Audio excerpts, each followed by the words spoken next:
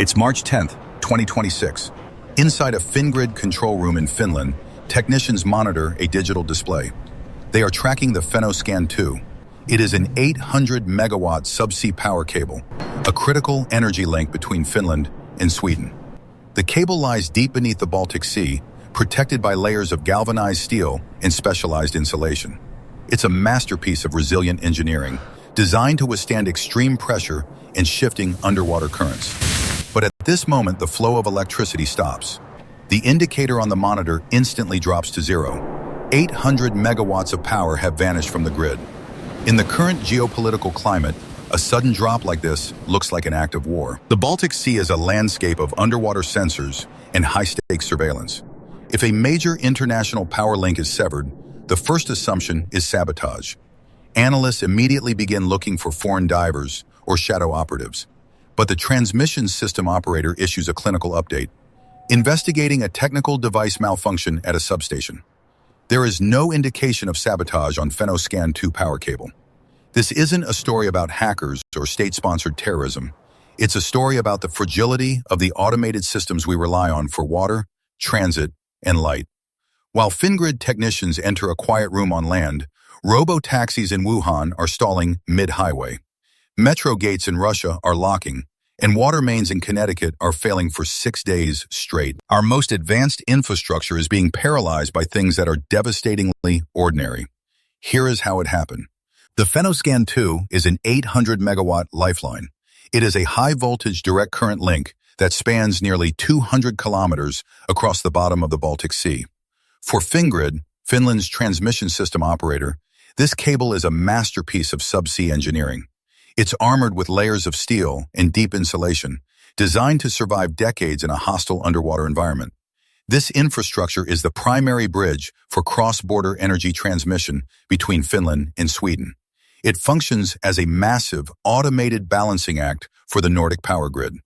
In a world of heightened geopolitical tension, an asset like this is treated like a fortress.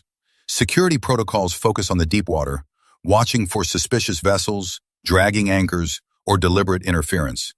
But the physical cable is only one part of the machine. At either end of the link, the power must pass through a specialized electrical substation. These are high-security, quiet campuses filled with thousands of individual technical devices. These sensors and switches are the nerves of the grid, monitoring the flow and adjusting the load in real time.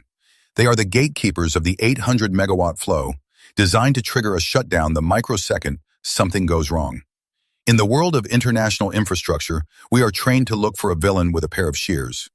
We aren't trained to look at a single, small component failing inside a clean, climate-controlled room. But as the investigation would soon show, sabotage is often an unnecessary complication. While the Baltic Sea investigation begins, a pattern of automated ghosts appears on the other side of the planet. It is April 6, 2026. In Wuhan, China, a modern highway turns into a graveyard of immovable hardware. An entire fleet of robo-taxis stops simultaneously in the middle of high-speed traffic. The technical failure strands riders and stalls highways. There is no accident and no physical obstruction. Just hundreds of white cars standing perfectly still in the sun, waiting for a signal that never comes. Thousands of miles away, on the same morning, a different grid begins to crack. Metro gates in Russia stop accepting digital payments just as the rush hour begins. Official reports state a major outage hits Russian banking apps and metro payment providers across entire regions. Commuters are trapped behind glass barriers by a system failure they can't verify. In Waterbury, Connecticut, the breakdown is even more primitive. Following a 6-day outage, the city is forced into emergency water system repairs. This is the reality of the modern breach. It doesn't look like a surgical strike or a calculated act of war.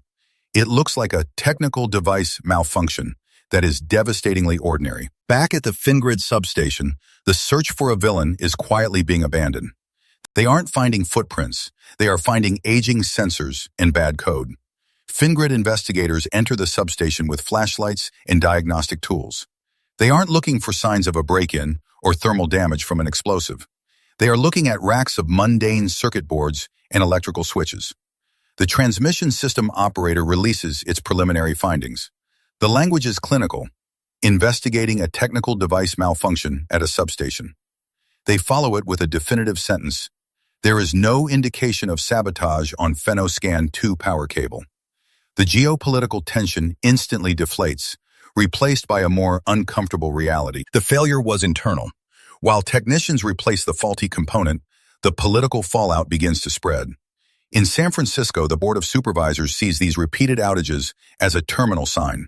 They move to acquire PG&E assets for a public power system. A private utility's technical failure has triggered a legislative seizure. In Russia, the major outage that paralyzed the metro is officially attributed to system errors. Banking apps remain unresponsive across entire regions. In Waterbury, Connecticut, the city is left managing the aftermath of its own system failure. They are forced into emergency water system repairs to patch a network that stayed dry for nearly a week. The investigation doesn't lead to a hacker's hideout or a foreign embassy. It leads to a maintenance log. The embarrassment for the operators isn't that they were outsmarted, it's that their most critical infrastructure is vulnerable to its own entropy. At a Fingrid maintenance facility, a single electrical component sits on a clean workbench. It is small, gray, and completely unremarkable. This is the device that proves sabotage was an unnecessary theory. 800 megawatts of international power, halted by a manufacturing defect.